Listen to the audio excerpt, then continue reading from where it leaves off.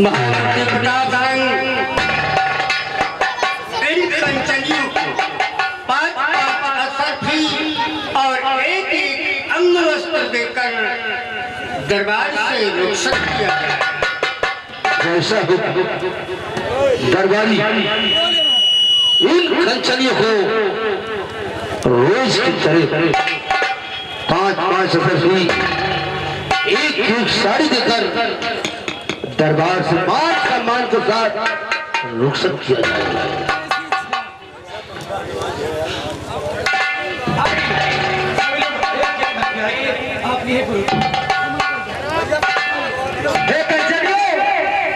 आप सभी को सूचित किया जाता है प्रतिदिन की तरह आज भी बारी बारी आए और महाराज का आटा बजाते हुए 5-5 मोहरे 500 रुपए और एक अंगवत ले अपने वतन के लिए रुखसत हो।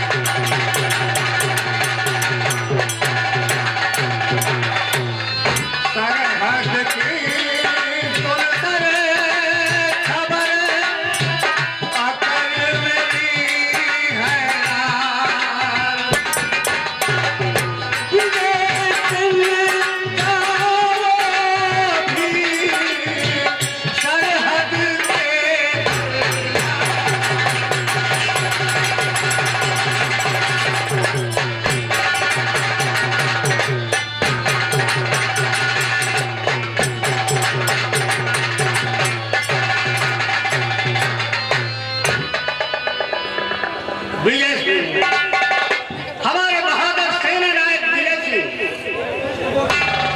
पता चल रहा है कि सीमा सरहद पर पहरा कमजोर हो गया है, इसलिए कुछ बागी हमारे मुल्क की तरफ घुसना चाहता है। हम आपसे कुछ कहना चाहते हैं। बोलो। तो आप चिंता करें ना महाराज जी,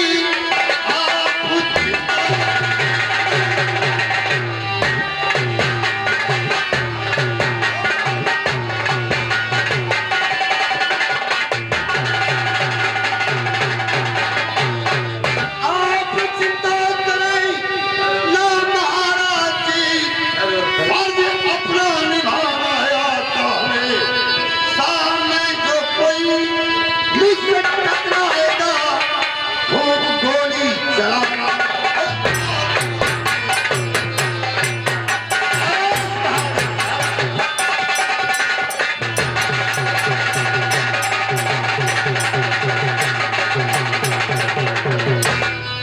राजन, जब लगाता फरार सेना विजय सिंह जिंदा है, दुश्मन की क्या मजाल जो हमारे मुल्क की तरफ नजर उठाते रहते। और मेरी बात सुनो, तुझसे सरहद पे रहती और हमें का पड़ी सेना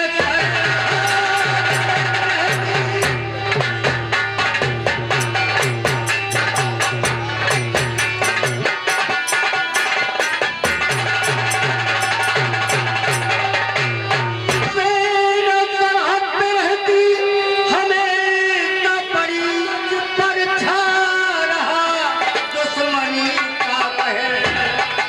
चूक कर हो गई कहीं सेनापति,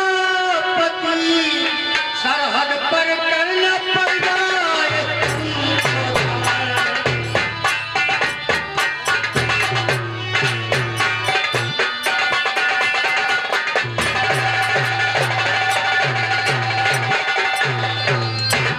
हमारे सेना नायक विजय सिंह, तुम जाओ और बॉर्डर पर जाकर सरहद का निरीक्षण करो, आखिर कहां पर पहरा कमजोर है और बागी किधर से घुसना चाहते हैं। जैसे आगे मैदान में सरदार हम इसी वक्त जा रहे हैं। जाओ।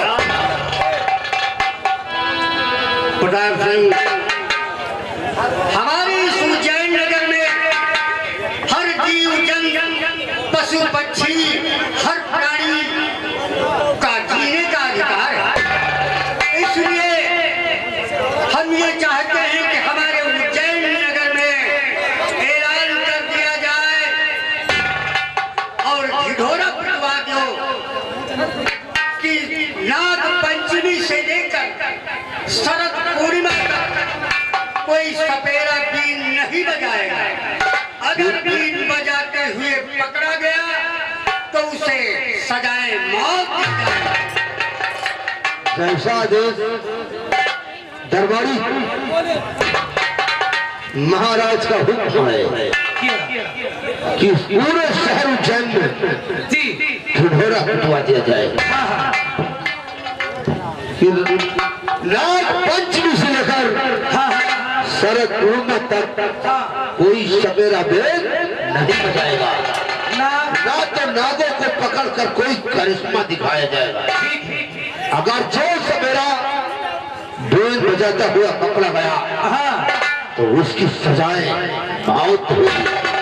सही है। जाओ ये ढिढोरा ऐलान कर दो। यानी नाग पंचमी से लेकर सरहद पूर्णिमा, सरहद नहीं तो तोर अम्मा शरद पूर्णिमा तक, शरद पूर्णिमा तक जो भी बीन बजाएगा या सपेरे को पकड़ेगा तो सपेरे को कि सांपों को कोई सांप को पकड़ेगा उसे मौत दी जाएगी। क्या दे दे? मौत। सजाए मौत। ठीक ठीक। आइए चलो फिर और तुम्हें तो भैया उंगली हमारा सुनो सुनो नगर वासियों, महाराज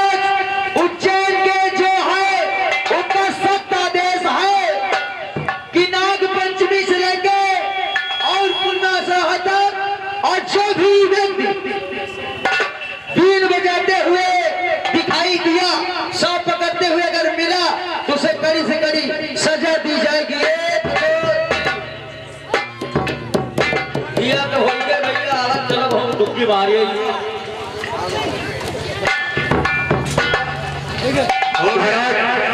आज के कहने के मुताबिक ढोढेरा यही से शुरू हो गया। और महामंत्री प्रताप सिंह, कहिए हुजूर। तुम प्रजा की तरफ न जाकर, प्रजा की तरफ न जाकर, आज से तुम्हारा पहरा नील घाटी पर रहेगा। क्या कहा? आज से हमारा पहरा नील घाटी पर। उस नील घाटी पर? लेकिन सम्राट, ये दरबार का काम कौन देखेगा? वो हम संभालेंगे, ठीक है, लेकिन तुम्हें नील घाटी पर पहरा देना। आज से हमारा पहरा उस नील घाटी पर ठीक है। आप के कहने के मुताबिक मैं उस नील घाटी पर कड़ा से कड़ा पहरा अवश्य लगाऊंगा। चल रहा हूँ। नील घाटी की तरफ कोई सपेरा बीन नहीं बजाएगा। जैसा नहीं, मैं चल रहा हूँ। दरबारी महाराज आज का दरबार यहीं से समाप्त किया। ठीक है बड़ा दरबारी, कहिए कहिए कहिए। तुम लोगों को ये निकालो क्या कि मैं एक दरबारी महामंत्री दरबार का काम करने वाला, और आज से हमारा पहरा उस नील घाटी पर लगाया। कौन सी ऐसी बात है? मैं बताऊंगा। कौन सी ऐसी बात है जो नील घाटी पर पहरा हमारा लगा है? बोलिए।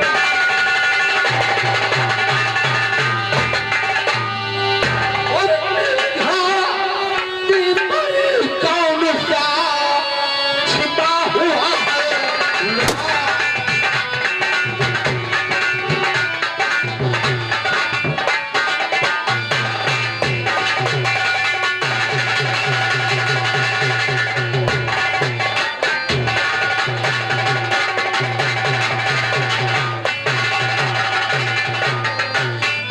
घाटी पर कौन सा छिपा हुआ है राज? और पहला शक लगवा दिया आज वहां महाराज।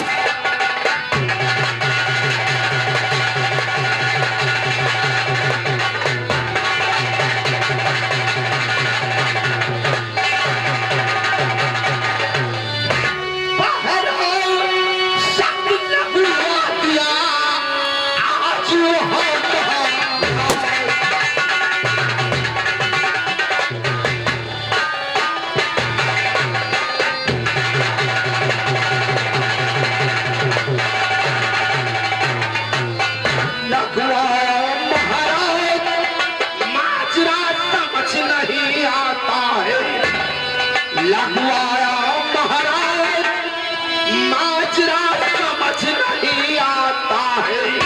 और जितना समझे प्रताप सिंह और उलझ जाओ।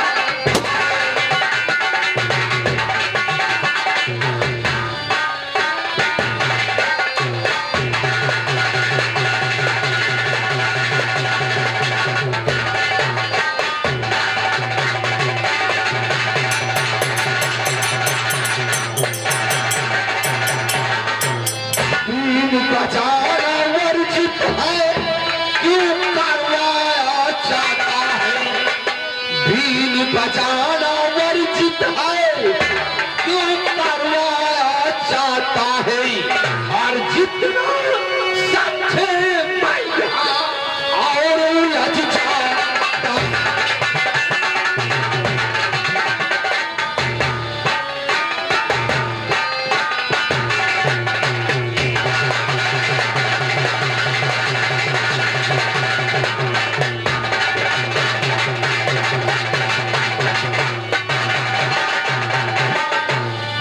वहां पर जाना होगा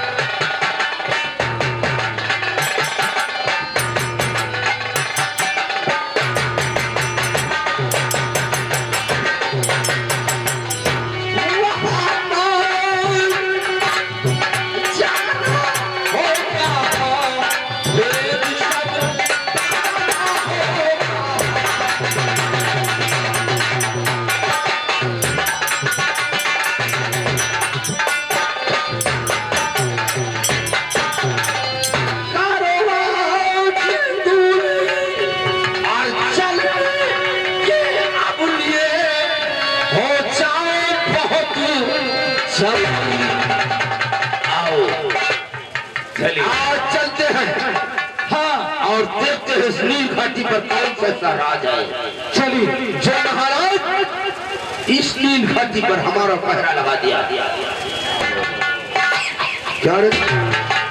क्या हुआ? कौन से तेरे बीमारियां? जुकाम साले इलाज कराता है, इलाज कर रहे हैं। रास्ते में कहीं डॉक्टर भी नहीं है। अगर कोई शक की बीमारी हो गई तो मर जाएगा फटफटा कर। अरे चल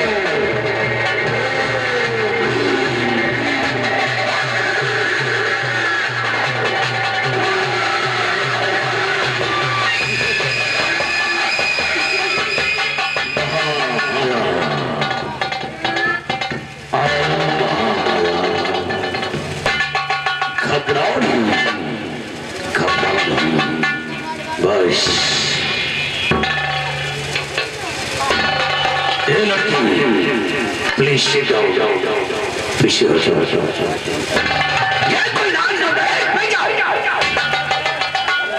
कोई अपनी अपनी जगह से खड़ा नहीं होगा, नो स्टैंडिंग नॉट अलाउड। किसी को कोई दिक्कत नहीं। माता जी प्लीज सिट डाउन। थोड़ी देर के लिए कोई खड़ा नहीं होगा, धोखा हो जाएगा। आओ महामाया। गुरुदेव कहो। मुझे कुछ किस लिए आता है? इसे देख रही हो?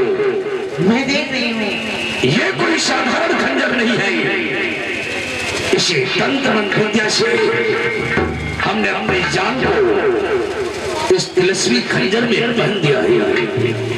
यह तिलस्मी खंजर है और हमारी मौत हो सकती है तो सिर्फ इसी खंजर के द्वारा।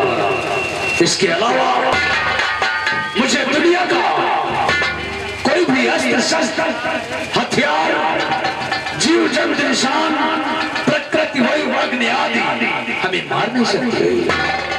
इसे समझ लो महामाया, हमने तुम्हारे रहने का प्रबंध कर दिया है। कहाँ पे गुरुदेव? अपनी तंत्र विद्या से एक जादुई जंजाल नामक नगर को तैयार किया है। जादुई जंजाल? आप जादुई जंजाल जाओगे, परंतु हमारी एक शर्त है। कौन सी शर्त है? जैसे ही जादुई जंजाल में प्रवेश करोगे, जादुई जंजाल में प्रवेश करते ही तुम 100 वर्ष की जर्जर बुढ़िया बन जाओगे। 100 वर्ष की जर्जर बुढ़िया बजाओगी, बुढ़िया बजाओगी, बुढ़िया बजाओगी। ऐसा ही कही। गुरुदेव बोलो बोलो। ये तुमने क्या कहा कि मैं 100 साल की बुढ़िया बन जाऊंगी?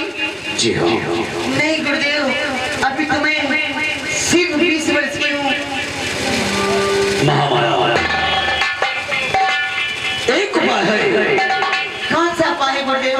तुम 18 वर्ष की सुंदर कन्या जरूर बन सकती हो। कब गुरुदेव? यदि कोई इंसान जादुई जंजाल जाएगा, 100 वर्ष की बुढ़िया यानी तुझसे शादी रचाएगा, तभी तो मछली रूप में सुंदर कन्या बन सकती हो। लेकिन गुरुदेव 100 वर्ष की बुढ़िया से कौन शादी रचाएगा? अब ये तुम्हारी प्रॉब्लम है। अब तुम जा सकती हो। ओम बड़ी बड़ी चामुंडाई काली महाकाली कमाई।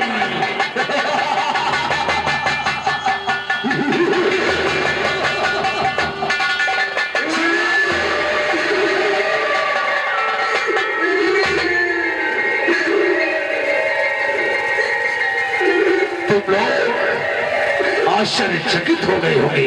हाँ गुरुदेव। क्या कर? हेलो, ये आ गया राम तिलक भाई पिलंगा पड़ुआ की तरफ से, भैया जी की तरफ से ये 50 रुपए का पुरस्कार माता के लिए निछावर करते हैं। पार्टी का लाख हेलो, आगे रोशनी के बाबा जी, आप ये बम्बई वाले 20 रुपए दिए थे भैया का पैसा मिला था। शिकार दो तुम्हारा। तुम लोग आश्चर्यचकित हो गए होंगे। हाँ गुरुदेव। कि हमने महामाया को जादुई जंजाल किस लिए भेजा है? हाँ गुरुदेव, हम लोग आश्चर्यचकित हो गए। आश्चर्यचकित। पहली बात, ना तो कोई जादुई जंजाल जा पाएगा और ना ही 100 वर्ष की बुढ़िया से शादी रचाएगा और ना ही अघोरी। लेकिन मेरा मकसद, मेरा उद्देश्य नहीं है। मैं ऑल वर्ल्ड का किंग बनना चाहता हूँ, इस अखंड भारत पर राज करना चाहता हूँ। एक बार इच्छाधारी नाग और नागन हमें मिल जाए और नाग पंचमी से लेकर शरद पूर्णिमा के बीच उनकी नाग में जाए तो दुनिया का शक्तिशाली इंसान बनने से कोई रोक नहीं सकता। अब जैसे डायमंड मिल जाएगी तो आप पूरे अलवर का बादशाह बन जाएंगे। आल माने पूरे वर्ल्ड माने विश्व का किंग मींस राजा, पूरे विश्व का राजा बजाऊंगा सबसे बड़े इसलिए तुम लोगों को कुछ करना है। सुनो हमारी बात,